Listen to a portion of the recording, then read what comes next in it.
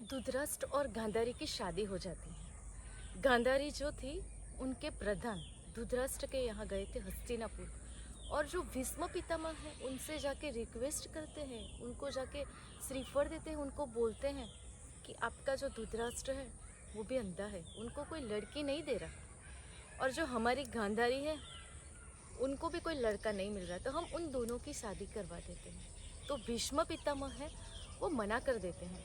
वो बोलते हैं कि हम लोग न्यात बार जरूर गए हैं लेकिन जाति के बाहर नहीं गए हैं। जो भीष्म पितामह है गांगेय, उनके जो पिता थे शांतनु राजा, उनकी शादी निचली जाति के साथ मत्स्यगंधा के साथ उन्होंने की थी। तब से उन लोगों को हस्तिनापुर को न्यात बाहर निकाल दिया था। और उनकी सत्यवती जो मत्स्यगंधा थी और जो शांतनु राजा थे उनका ही बेटा था विचित्र वीर्य, और विचित्र वीर्य के बेटे थे ये धृतराष्ट्र, पांडु राजा और विदुर। तो धृतराष्ट्र, पांडु और ये विदुर हो गए, और उन्होंने व्यास नारायण ने उनको दिया था।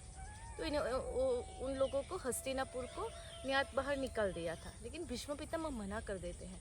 फिर पंडितों को बुलाया जाता है। पंडित बोलते हैं कि ये जो गांधारी है उनकी शादी नंदी से हुई है। अगर बाप बेटी दोनों यात्रा पे निकले, 68 तीर्थ यात्रा पे जाए, 68 तीर्थ यात्रा करें, तो उनका निवारण हो सकता है और धृतराष्ट्र और गांधारी की शादी हो सकती है। तो ऐसे करके पंडितों ने ये उपाय बताया हुआ था। तो उन्होंने ये तय किया कि गांधारी और धृतराष्ट्र दोनों यात्रा पे जाएंगे। तो धृतराष्ट्र और गांधारी और उनके जो पिताश्री है वो दोनों यात्रा पे जाएंगे। तो क्या होता है कि गांधारी और उनके पिता घर जाके वो श्रीफल दे देते हैं भीष्म पितामह को, शादी तय हो जाती है और वो दोनों 68 तीर्थ यात्रा के निकल पड़ते हैं। तो वहाँ पे बीच में कुंतलपुर आता है। कुंतलपुर की बेटी थी कुंती जी। तो कुंती और गांधारी दोनों सेम एज की थी, तो दोनों में आपस में दोस्ती हो जाती है, दोनों खेलने लगती है, दोनों मस्तियाँ करती है, दोनों साथ में रहती है।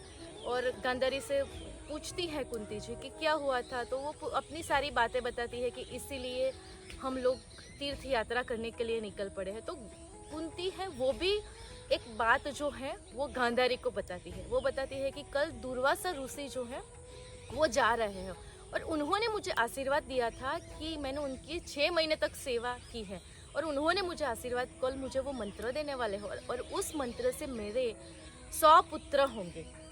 ऐसे करके वो गांधारी को सारी बातें बताती है और रात को वो दोनों सो जाते हैं। तो फिर सुबह क्या करती है कि गांधारी जो है वो कुंती जी से जल्दी उठ जाती है और वो दुर्वासा ऋषि के यहाँ जाती है और सारा जो कामकाज है वो खुद ही कर देती है। सारा कामकाज जो है वो खुद ही कर देती है। और दुर्वासा ऋषि उनको सारे 100 पुत्र के मंत्र दे देते हैं और वो वापस आ जाती है, वो सो जाती है। फिर वो अपने पिताश्री को बोलती है कि पिताश्री यहाँ से हम लोग चलते हैं। फिर कुंती जी जब उठती हैं और दुर्वासा ऋषि के वहाँ जाती है तो उनको पूछती है कि क्या बात है, आज आप जाने वाले हो, मुझे मंत्र देने के लिए आपने आज काम सारा खुद ही कर लिया।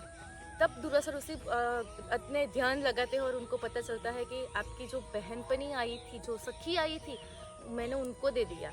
तब कुंती माता हताश हो जाती है कि अब मैं क्या करूँ, तो मुझे भी 5 से 7 लाख पुत्र का वर दे दो, मंत्र दे दो। तो दुर्वासा ऋषि बोलते हैं कि अब मेरे पास मंत्र नहीं है, लेकिन फिर भी वो उनको 5 मंत्र देते हैं और वो बोलते हैं कि आपके 5 से उनके 100 मरेंगे। तो कुंती माता फिर जाके गांधारी से, उनको पता तो चल ही गया था, और गांधारी से बात करती है कि आपने अच्छा नहीं किया और आपने ऐसे किया। फिर गांधारी अपने पिताश्री के साथ वहाँ से अगले तीर्थ स्थान पे चली जाती है। और कुंता बचपना था और बचपन में क्या पता चलता है, और उन्होंने लगा कि ये जो ऋषि मुनि ने मेरे को मंत्र दिए हैं वो अच्छे हैं, सच्चे हैं कि नहीं। उनको मतलब वो जिज्ञासा हुई कि अब मैं क्या करूँ, तो उनको क्या है, सच है कि नहीं, वो साबित करने के लिए उन्होंने सूर्य देव था उनका पहला मंत्र उच्चारण किया और उनको एक सूर्य देव आके उनकी गोद में एक बेटा देके गए। तो कुंता माता हताश हो गई और वो सूर्यदेव को बार बार विनती करने लगी कि आप ही अपना बेटा लेके जाओ, लेकिन वो कहाँ आने वाले थे वापस लेने के लिए।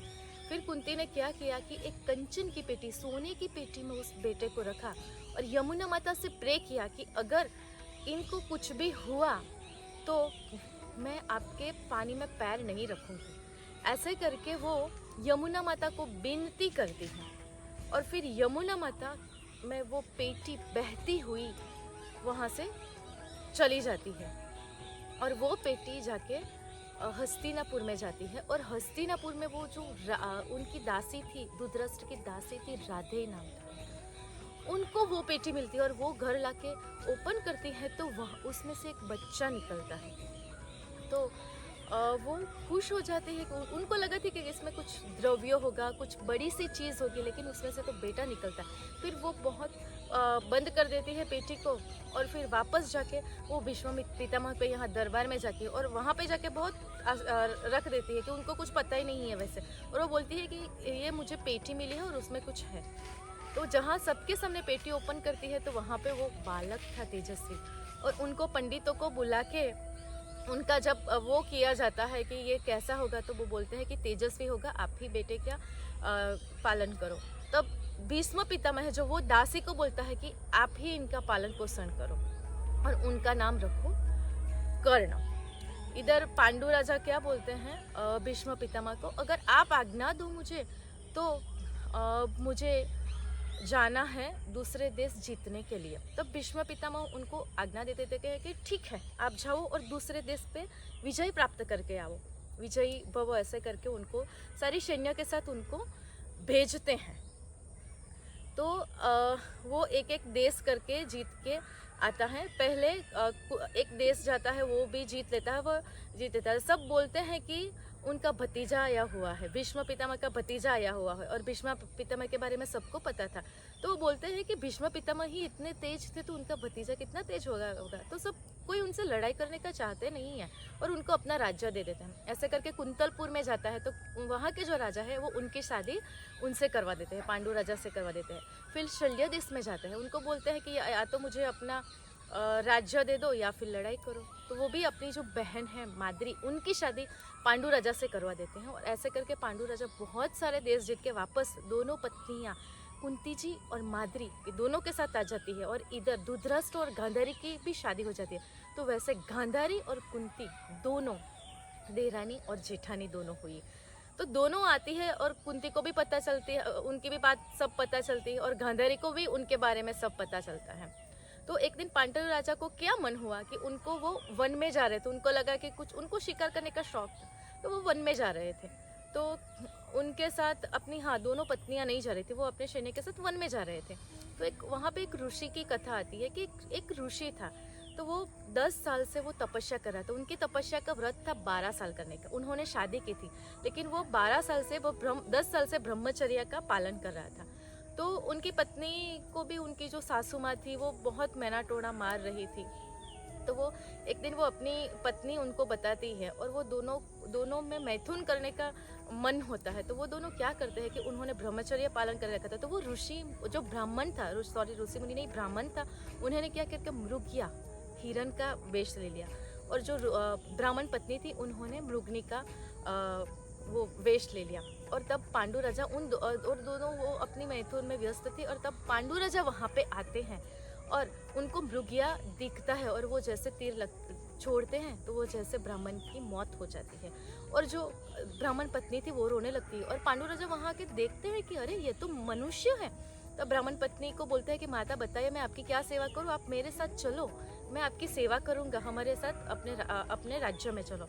जो ब्राह्मण पत्नी है कि नहीं, मेरे पति तो रहे नहीं, अब मैं वापस आके क्या करूँ, मुझे अब सती होना है, आप कृपया करके चिता जला दो। तब पांडु राजा खुद से बोलते हैं कि मुझे ब्रह्म हत्या का पाप लग गया और मेरे ऊपर बोझ आ गया, आप मुझे कुछ श्राप दे दो ताकि उसका निवारण हो पाए। तो वो जो ब्राह्मणी है वो बोलती है कि मेरे जैसा ही आपका हल होगा, मतलब जब आपको इच्छा होगी मैथुन करने की तब भी आपकी मृत्यु होगी।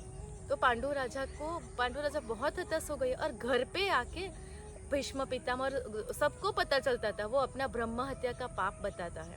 और कुंती और माद्री दोनों को वो अपना जो भी ये श्राप था, जो भी ब्रह्म हत्या लगा और उनको जो भी मिला था, वो सारी बातें कुंती और माद्री के साथ शेयर करता है।